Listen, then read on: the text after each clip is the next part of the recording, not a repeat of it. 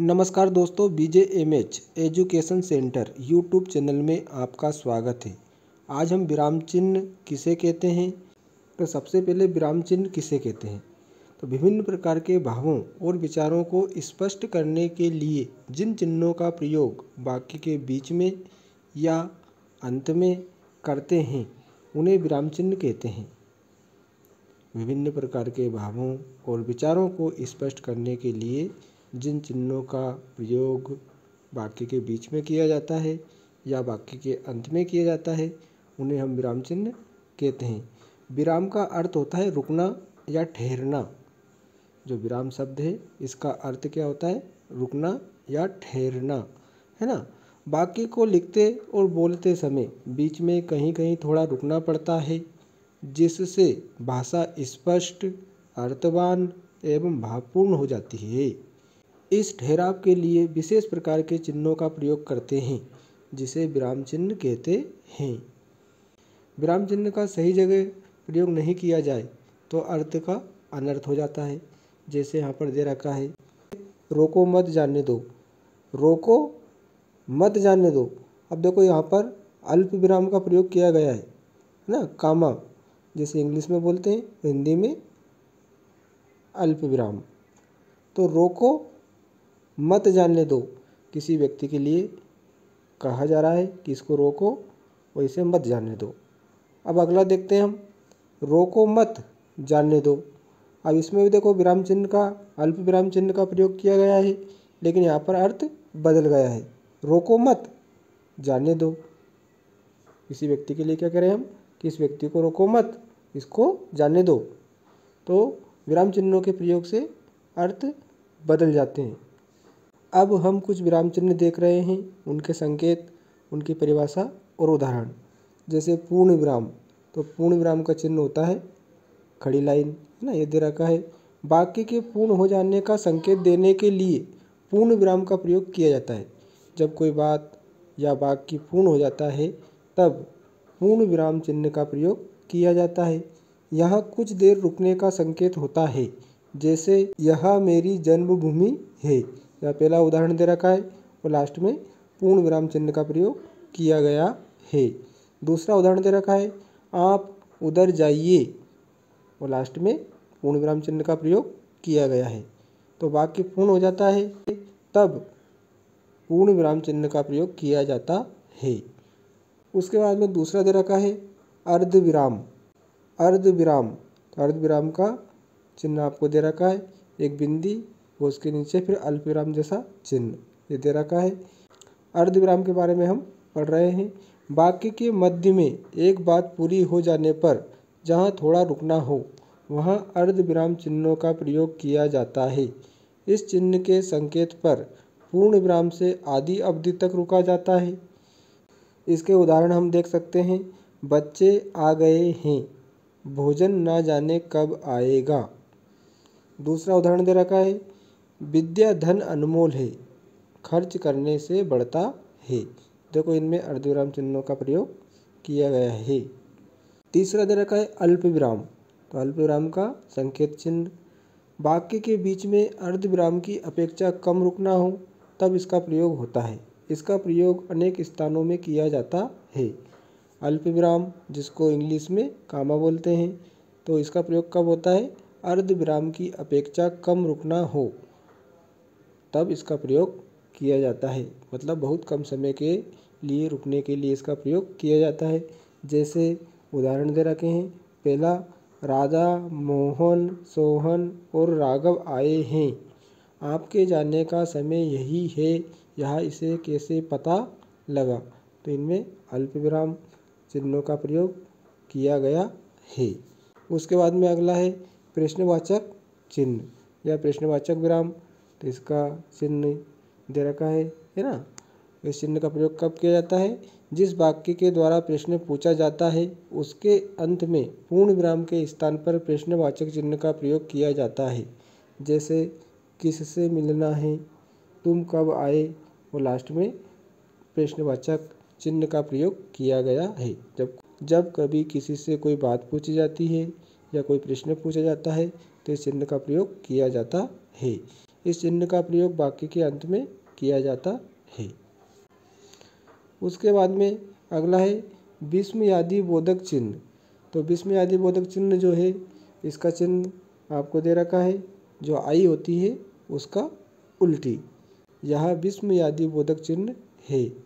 इसका प्रयोग हर्ष, शोक, घृणा तथा विस्मय आदि भावों को व्यक्त करने वाले वाक्यों अथवा शब्दों के पश्चात किया जाता है। हर्ष मतलब प्रसन्नता, शोक मतलब दुख, घृणा मतलब नफरत और विस्मय मतलब आश्चर्य आदि भावों को जब हम व्यक्त करते हैं तो आदि भावों को व्यक्त करने वाले शब्दों अथवा वाक्यों के पश्चात इसका प्रयोग किया जाता है। जैसे पहला उदाहरण दे रखा है, वाह सचिन का जवाब नहीं, तो वाह के बाद में विस्मयादि बोधक चिन्ह का प्रयोग किया गया है। दूसरा उदाहरण दे रखा है, अरे भैया जरा इधर आना, तो अरे के बाद में विस्मयादि बोधक चिन्ह का प्रयोग किया गया है। उसके बाद में घृणा वाला शब्द अगर हम देखें तो छी छी कितनी गंदगी है, तो छी छी के बाद में विस्मयादि बोधक चिन्ह का प्रयोग होगा। ओहो कितना सुंदर दृश्य है, तो ओहो के बाद में विस्मयादि बोधक चिन्ह का प्रयोग होगा। अगला है अवतरण या उद्धरण चिन्ह। इसको अवतरण या उद्धरण चिन्ह, इसका संकेत इस प्रकार से होता है, किसी की कही हुई बात को उसी तरह प्रकट करने के लिए अवतरण चिन्ह का प्रयोग किया जाता है। जब कोई महापुरुष, लेखक, कवि जब कोई बात कहता है तो उस बात को उसी प्रकार से लिखने में अवतरण चिन्ह का प्रयोग किया जाता है। जैसे उदाहरण दे रखा है, युवा करने कहा जो कुछ कहे वही कहानी है। तो देखो यहाँ पर किसने कहा है, युवा करने कहा है, कहानीकार है, तो उद्धरण चिन्ह या अवतरण चिन्ह का प्रयोग किया गया है ना। तो उसके पहले शब्द के पहले और उसके अंतिम शब्द के बाद इस चिन्ह का प्रयोग किया जाता है। अगला है तुलसीदास ने सत्य कहा है, पराधीन सपने सुख नाही। तो देखो आप इसमें देख सकते हैं इस चिन्ह का प्रयोग किया गया है।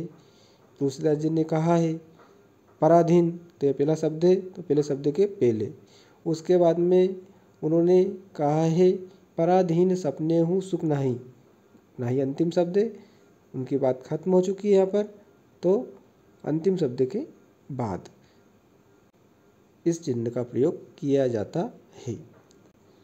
उसके बाद में अगला है विस्मरण या त्रुटि पूरक चिन्ह।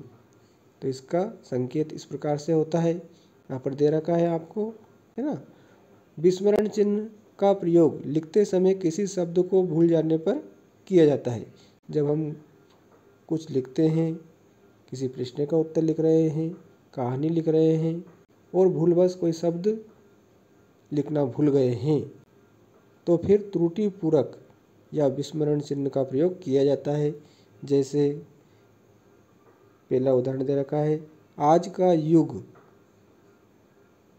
है, तो विज्ञान लिखना मैं भूल गया, तो मैं यहाँ पर विज्ञान शब्द लिखना भूल गया, तो यहाँ पर हम त्रुटि पूरक चिन्ह लगाएंगे और यहाँ पर लिख देंगे विज्ञान, है ना। तो आज का युग विज्ञान का युग है। इसी प्रकार देखो दूसरे में किया गया है, संधि के प्रकार होते हैं, तो यहाँ पर मैं लिखना भूल गया हूँ, तो यहाँ पर त्रुटि पूरक चिन्ह लगाएंगे। तो संधि के कितने प्रकार होते हैं, 3, और यहाँ पर 3 लिख देंगे, ठीक है। उसके बाद में विवरण चिन्ह। विवरण चिन्ह का प्रयोग वाक्यांश के विषय में कुछ सूचक निर्देश आदि देने के लिए किया जाता है। तो विवरण चिन्ह इस प्रकार से होता है ना। इस चिन्ह का प्रयोग कहाँ किया जाता है, जब वाक्यांश के विषय में कुछ सूचक निर्देश आदि देने के लिए किया जाता है। जैसे पहला उदाहरण दे रखा है, संधि के 3 मुख्य भेद होते हैं, उसके बाद में विवरण चिन्ह का प्रयोग किया जाएगा। संज्ञा के 3 मुख्य भेद होते हैं, उसके बाद में विवरण चिन्ह का प्रयोग किया गया है। नवा है लाघव चिन्ह। तो इसका चिन्ह इस प्रकार होता है, किसी बड़े तथा प्रसिद्ध शब्द को संक्षेप में लिखने के लिए उस शब्द का पहला अक्षर लिखकर उसके आगे शून्य लगा देते हैं। शून्य जो होता है लाघव चिन्ह का संकेत होता है, या शून्य ही लाघव चिन्ह कहलाता है। उदाहरण डॉक्टर के लिए हम इस प्रकार से लिख सकते हैं, है ना, डा लिखकर और शून्य लगा देते हैं। शून्य थोड़ी छोटी लगाएं, इस बात का विशेष ध्यान रखें। मध्य प्रदेश के लिए हम इस प्रकार से लिख सकते हैं मध्य प्रदेश, तो यहाँ पर लाघव चिन्ह का प्रयोग किया गया है। दो उदाहरण आपको दे रखे हैं। उसके बाद में अगला है उपविराम। तो उपविराम का चिन्ह होता है दो बिंदी जो विसर्ग के समान है। जब किसी कथन को अलग दिखाना हो तो वहाँ पर उपविराम का प्रयोग करते हैं। जैसे प्रदूषण एक अभिशाप, तो प्रदूषण के बाद में उपविराम चिन्ह का प्रयोग किया गया है। विज्ञान वरदान या अभिशाप, तो उपविराम चिन्ह का प्रयोग किया गया है। किसी कथन को अलग दिखाने के लिए इस चिन्ह का प्रयोग किया जाता है। उसके बाद में कोष्टक चिन्ह है 11वां। कोष्टक चिन्ह का प्रयोग अर्थ को और अधिक स्पष्ट करने के लिए शब्द अथवा वाक्यांश को कोष्टक के अंदर लिखकर किया जाता है। जैसे यहाँ पर धर्मराज सत्य और धर्म के संरक्षक, धर्मराज के बाद युधिष्ठिर लिखा रहा है ना, इसको कोष्टक में बंद किया गया है, कोष्टक चिन्ह का प्रयोग किया गया है। धर्मराज से मतलब क्या है, धर्मराज किसे कहते हैं, युधिष्ठिर को। उसके बाद में विश्वामित्र क्रोध से कांपते हुए, ठहर जा, विश्वामित्र किसी से कह रहे हैं ठहर जा, लेकिन कैसे कह रहे हैं वो, क्रोध से कांपते हुए, क्योंकि कोष्टक में क्रोध से कांपते हुए लिखा हुआ है। तो किसी बात को और अधिक स्पष्ट करने के लिए कोष्टक चिन्ह का प्रयोग किया जाता है। 12वां है योजक चिन्ह। तो योजक चिन्ह का जो चिन्ह होता है माइनस जैसा होता है। योजक का अर्थ होता है मिलाना या जोड़ना। जिन पदों में और लुप्त हो, क्या लुप्त हो, और लुप्त मतलब गायब हो, और दोनों पदों के दोनों खंड प्रधान हो, वहाँ योजक चिन्ह का प्रयोग किया जाता है, अर्थात योजक चिन्ह लगाया जाता है। इसका प्रयोग द्वंद्व समास में किया जाता है। द्वंद्व समास में दोनों पद क्या होते हैं, प्रधान होते हैं, प्रमुख होते हैं, और दोनों पदों के मध्य योजक चिन्ह का प्रयोग किया जाता है। जैसे यहाँ पर दे रखा है माता पिता, अमीर गरीब, दाल रोटी, जय पराजय, रात दिन, मानव दानव। दोनों पद अगर प्रधान हैं तो किसका प्रयोग किया जाएगा, योजक चिन्ह का प्रयोग किया जाएगा, है ना। माता पिता, माता भी प्रमुख हैं, पिता भी प्रमुख हैं। अमीर गरीब में अमीर शब्द और गरीब शब्द दोनों ही प्रमुख हैं, है ना। दाल रोटी, जय पराजय, रात दिन, मानव दानव, ये सब किसके, द्वंद्व समास के उदाहरण हैं। उसके बाद में एक जैसे शब्द अगर आते हैं, जैसे यहाँ पर आया देखो नगर नगर, तब भी किसका प्रयोग किया जाता है, योजक चिन्ह का प्रयोग किया जाता है। वन वन, साथ साथ, बात बात, मतलब एक ही शब्द पुनः आए तब भी किसका प्रयोग किया जाता है, योजक चिन्ह का प्रयोग किया जाता है। 1/4, 10/5, 3/4, इस प्रकार संख्यात्मक गणित में भी इसका प्रयोग किया जाता है। उसके बाद में निर्देशक चिन्ह।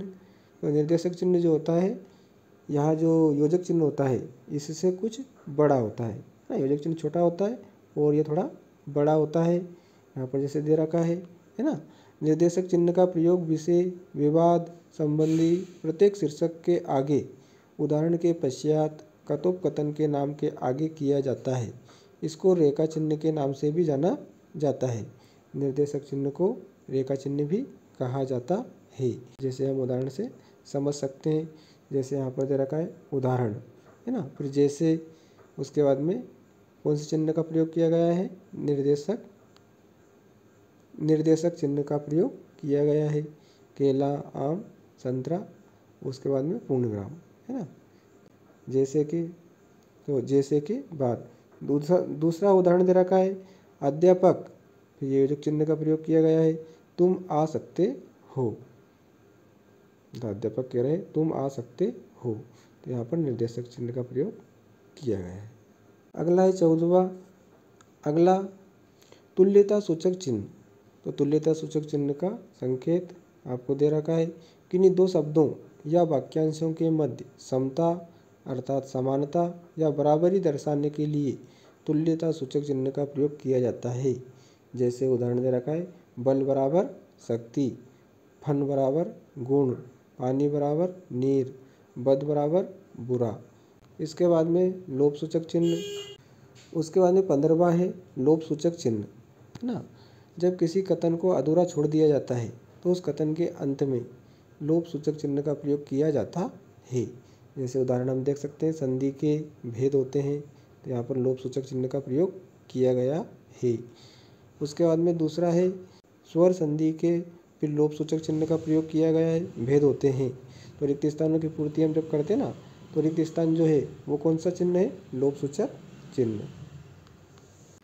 तो आज हमने विराम चिन्ह और 15 विराम चिन्हों के संकेत और उनके बारे में पढ़ा और उनके उदाहरण भी देखे।